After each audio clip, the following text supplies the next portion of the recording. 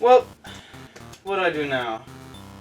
Hey, you know, I've been committing child neglect to my PS3 Fat for quite a while now. I think I should play it.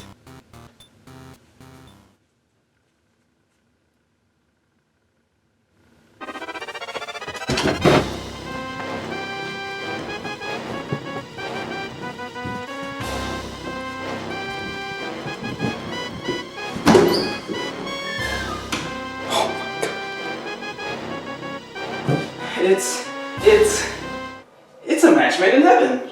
Let's try firing it up with this live power cable. Alright, let's just find the outlet and... Hello everybody! Today we're going to be taking a look at Super Rub-a-Dub, released exclusively for the PlayStation 3 on April 19th of 2007 for North America. This is a PlayStation Network exclusive title from the early days. It's likely a product of the tech demos of the time involving the rubber ducks, judging from its sort of demo-y nature. But we'll get into that. Super Rub-a-Dub, a name I can also see fitting an adult-only title from the 90s, was a game developed by Sumo Digital and published by Sony themselves. This is actually a certified childhood classic for me. My family was an early adopter of the then expensive PS3. Glad I was playing this alongside Little Big Planet when it decided to come out. Oh yeah, 600 well spent. Aside from showing the PS3's water and physics capabilities, it's also touting another feature that'll be pretty apparent in a minute or so.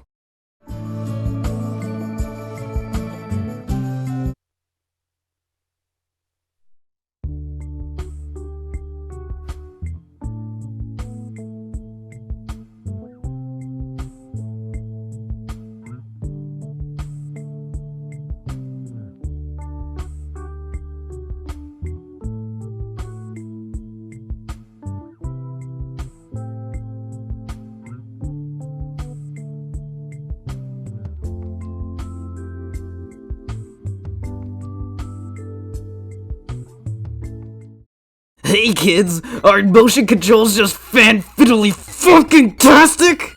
Yes, this is a motion-controlled action puzzle title. God bless ya, 6-axis. Your features were never fucking used. Looking past that, I'll give credit where credit is due. That was a cute intro. After hitting start, the menu pops up, as menus typically do. Starting us off, we've got an online store option. Nothing is available right now, and I can't recall if anything ever was. Also, this whole menu can be motion controlled alongside the regular controls. Why? I don't know. Maybe you hate yourself. After that, let's tackle my favorite, options, and wow. Basically, it's just languages and walls of text. Riveting. Here we have how to play, but the problem with this how to play is that it doesn't actually give you any control during the tutorial. It's basically just an automated demo. Next is high scores, aka leaderboards. Nicely detailed with a lot of options. Plus, you can view the top runs if you so please. Very good. Last after that little romp, we've got play. This brings you into a menu where you can select 1, 2, 3, and 4 players. First, I'll actually cover the multiplayer because my brother felt like joining. What kinda sucks though is you can't use multiple controllers, which prohibits the ability to select multiple ducks. But I kinda get this. Remember how I said PS3s were expensive? Because they were. Well, since it could have been a pain to shell out more cash for another controller, or 3, a pass-around option suffices well enough since it's a turn-based game. Although just playing one player and passing around is more or less the same, you would just have to tally your own scores and maybe it'd be a little bit slower. At least it adds something, I guess. Okay, now we move into the thick of it. One player. Help the big rubber duck save all the little rubber ducks trapped in bubbles. You end up stuffing them into an exit drain though, so I don't know. Does that count as saving? Anyways, you can manipulate the tubs as you would your controller, and it works well. It's always felt accurate to me. They didn't make the damn thing, so it better be. The flicking is a little finicky though. Most of the time, it works, but often it's delayed or it doesn't register if you do it a bit softer, which, while understandable, is annoying because the threshold is a bit high. You have 3 difficulty categories: fun, tricky, and tough. Your main obstacle is time. Your objective is to beat the levels as quickly as possible. You can end up losing the babies to sharks or the edge, but that doesn't apply to every level. You yourself, however, always respawns. Dying or falling off just breaks your chain. One of the babies dying does too.